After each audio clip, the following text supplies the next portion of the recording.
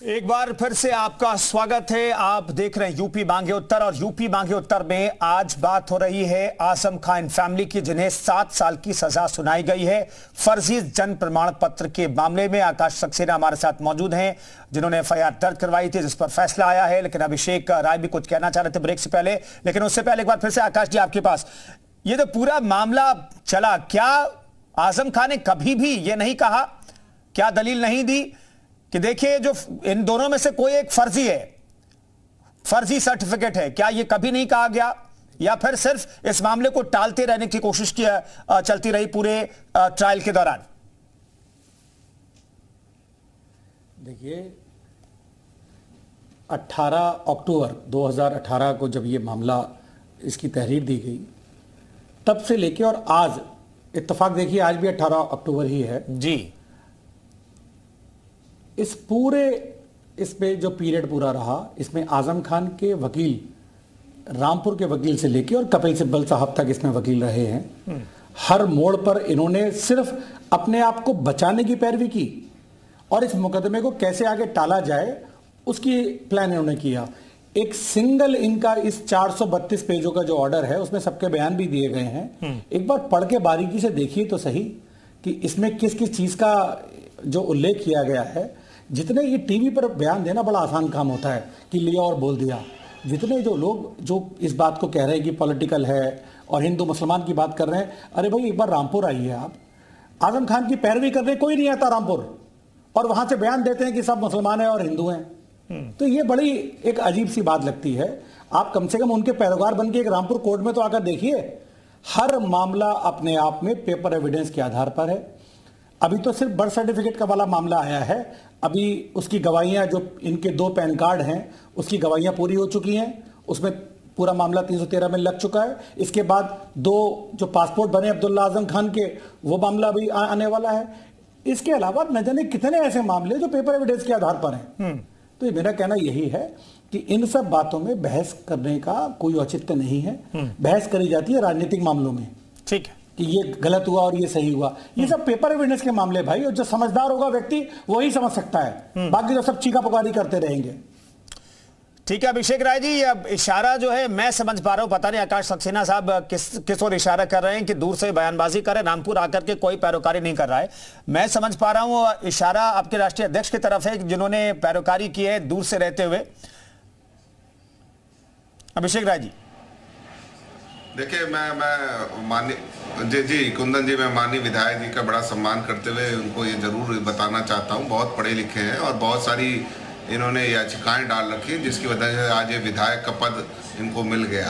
और भारतीय जनता पार्टी की सरकार नहीं होती तो शायद ये हल्दी लग नहीं पाती, तो वो हल्दी लग गई है माननीय विधायक जी को। तो माननीय विधायक जी को तो बधाई हमने तब भी दी थी जब ये जीत गए थे, तो मैं आज भी वही बात कहना चाहता हूँ। देखिए, कहते हैं ना, दूसरे के गड़े मुर्दे उखाड़ के और दूसरों को गलत आरोप लगा के आप वो चीज़ हासिल नहीं कर सकते। और जो आप बात कह रहे हैं पैरोकारी की, मैं आपसे पूछना चाहता हूँ, 2 पासपोर्ट इशू हुआ तो किसने, अधिकारी ने इशू किया कि आजम खान ने इशू किया? आजम खान साहब ने इशू किया वो पासपोर्ट। और अगर 2 पैन कार्ड इशू हुए तो इनकम टैक्स डिपार्टमेंट ने इशू किया कि किसने इशू किया? और अगर आप कह रहे हो 2 प्रमाण पत्र इशू हुए तो उसमें किसने 2 प्रमाण पत्र इशू किए? आपके अधिकारियों ने किए। आपकी सरकार तो 2017 से चली आ रही है, 2018 में आपकी ऐसी क्या हुई? 15 का मामला था, आप 15 में मुकदमा क्यों नहीं दर्ज कर दिया आपने? जब आपकी सरकार आती है और राजनीति से प्रेरित होकर आप मुर्गी चोरी, बकरी चोरी, इस तरह के मुकदमे आप दायर करते हो और उसके बाद आप बात करते हो, चैनलों पर बैठ के सहानुभूति बटोर रहे हो आप। नहीं अभिषेक जी, जरूरत नहीं है। अभिषेक जी, मेरे जहन में एक सवाल है कि भाई आप अप्लाई नहीं करेंगे तो क्या पासपोर्ट ऑफिसर जो है पासपोर्ट जारी कर देगा? क्या पैन कार्ड बनाने वाला जो अधिकारी है वो एक अलग से पैन कार्ड जारी कर देगा? आप एप्लीकेशन देंगे नहीं तो कहां से जारी हो जाएगा? जन्म प्रमाण पत्र जो है वो रामपुर का है, एक लखनऊ में बन गया, तो लखनऊ के किसी अधिकारी को ये सपना थोड़ी आया था कि हमें अब्दुल्ला आजम का एक प्रमाण पत्र बनाना है 1993 का। कुंदन जी, इसका जवाब मैं दे जी कुंदन जी, इसका जवाब मैं दे रहा हूँ जी। मेरा पासपोर्ट बनता है, पासपोर्ट सबसे वैलिड वो डॉक्यूमेंट माना जाता है भारत सरकार का, ठीक है? भारत सरकार का सबसे वैलिड डॉक्यूमेंट पासपोर्ट माना जाता है। पुलिस वेरिफिकेशन होती है, सारी चीजें होती हैं, LIU की रिपोर्ट जाती है, उसके बाद पासपोर्ट जारी होता है। तो आप बताइए कहाँ फेलियर है, किसका फेलियर है? और उन अधिकारियों को क्यों नहीं आपने पकड़ा? आप सिर्फ एक आदमी को, ठीक है, मैं इनकी बात को ही समर्थन कर देता हूं कि हमने अप्लाई किया, हमने वो चीजें कर दी, तो मुझे ये बताइए वो अधिकारी कहाँ रह गए, कहाँ हैं वो लोग? क्या क्या सजा दी आपने सिर्फ एक नेता को, क्योंकि उसने रामपुर का उत्थान करने का काम किया, जौहर यूनिवर्सिटी जैसी यूनिवर्सिटी बना दी जहाँ गरीब के बच्चे पढ़े, आपको कष्ट होने लगा? क्यों कष्ट होने लगा साहब? अभी ये कह रहे थे, बड़ी बड़ी बातें कर रहे थे, आप खुद देख लीजिए, रामपुर की 52-54% आबादी मुसलमानों की आबादी है, और सब ये लोग बात जानते हैं। और वहां से आकाश सक्सेना जी 32% का मतदान होता है और वो विधायक बन जाते हैं, क्योंकि 32% पोलिंग हुई आजादी के बाद से पहली बार, आजादी के बाद से पहली बार पोलिंग बूथ पे वोटों को डालने जाने नहीं दिया गया।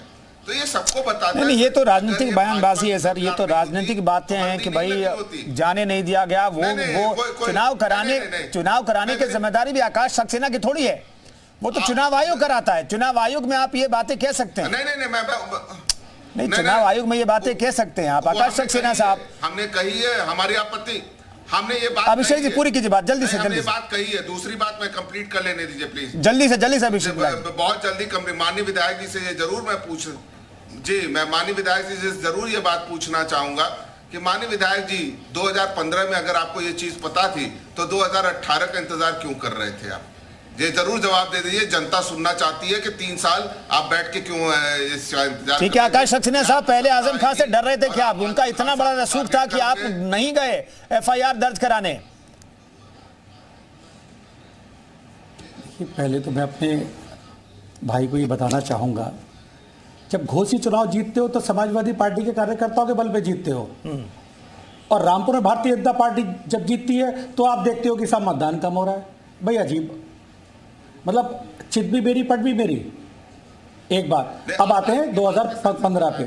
बार बार जो मेरे भाई जो ये बात कह रहे हैं कि अधिकारी भाई, 2015 में जिस नगर निगम के अधिकारी ने ये जारी किया, आजम खान के मंत्रालय का वो नगर आयुक्त, उनका नौकर नगर विकास मंत्री के सामने किसी नगर आयुक्त की औकात है कि अगर नगर विकास मंत्री की पत्नी एक शपथ पत्र दे रही है कि मेरा बेटा Abdullah Azam Khan Queen Mary hospital Lucknow में पैदा हुआ है और उसकी जन्मतिथि 30/9/1990 है, क्या उसकी औकात है कि वो आजम खान के दिए गए शपथ पत्र पर ये कह दे कि साहब नहीं आप गलत शपथ पत्र दे? अरे भाई, वक्त को समझने की कोशिश तो कीजिए। और दूसरी रही बात, हमने तब क्यों शिकायत की? मेरे भाई आपको जानकारी नहीं होगी, हमारी लड़ाई ये जब वो मंत्री थे तब से चल रही है। आजम खान से खुद जाके पूछिए। 2017 के जब नामांकन पत्र भरने जब अब्दुल्ला आजम खान गए थे तो हमने लिखित में ये दिया था कि इनका जो ये नामांकन पत्र जो जारी किया जा रहा है वो ये गलत है। तब का आरोप, जो उस समय का आरोप था, वो आजम खान के दबाव में था, क्योंकि समाजवादी पार्टी की सरकार उस टाइम वही अधिकारी थे। हमने तो लड़ाई विपरीत परिस्थितियों में लड़ी है, और हम जानते हैं कि किस तरीके से हमने बात को रखा है। आज आपको पता है, जो हिंदू मुसलमान की बात कर रहे हैं, आजम खान पर 26 किसानों ने जो मुकदमे दर्ज करे हैं वो सारे के सारे मुसलमान हैं। आजम खान के ऊपर 18 जो डोंगरपुर के मुकदमे हैं, जो डकैती के जो दायर हुए हैं, वो 2015 में 156(3) में पड़े हुए हैं, वो सारे के सारे मुसलमान हैं। आप बात कर रहे हैं हिंदू मुसलमान की। आजम खान की अगर आप हिस्ट्री निकाल के देखेंगे तो आजम खान ने 99% जो जुल्म है वो रामपुर के मुसलमानों पे ही किए हैं। मैं तभी कह रहा हूं कि वहां बैठकर बातें करना बड़ा आसान है, और हम जो ये बात कह रहे हैं बहुत दावे और जिम्मेदारी के साथ कह रहे हैं। आप रामपुर आइए तो सही एक बार।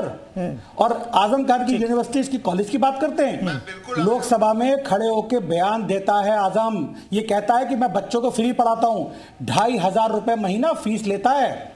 मैं ये बात बताना चाहता हूं, जिस यूनिवर्सिटी की वो बात करता है, भाई रामपुर के सरकारी स्कूल थे, उनको क्यों नहीं आज तक बढ़ाया गया? वो इसलिए नहीं बढ़ाया गया कि अपनी जेब कैसे भरेगा। ठीक है, इनकम टैक्स में इन्वेस्टमेंट दिखाते हैं 60 करोड़ रुपए का, और जबकि इन्वेस्टमेंट जब सरकारी नपत होती है उसमें इन्वेस्टमेंट निकलता है 1000 करोड़ का। और मेरे जो अभिषेक भाई बैठे, कहीं इनसे पूछो, कहीं तुम्हारे नाम से तो आजम खान ने डोनेशन जमा नहीं कर दिया कहीं? क्योंकि उसने हर आदमी के नाम से 5-5 लाख रुपए जमा कर रखे यूनिवर्सिटी के। ठीक है सक्सेना साहब, बने रहिए। अभिषेक राय जी।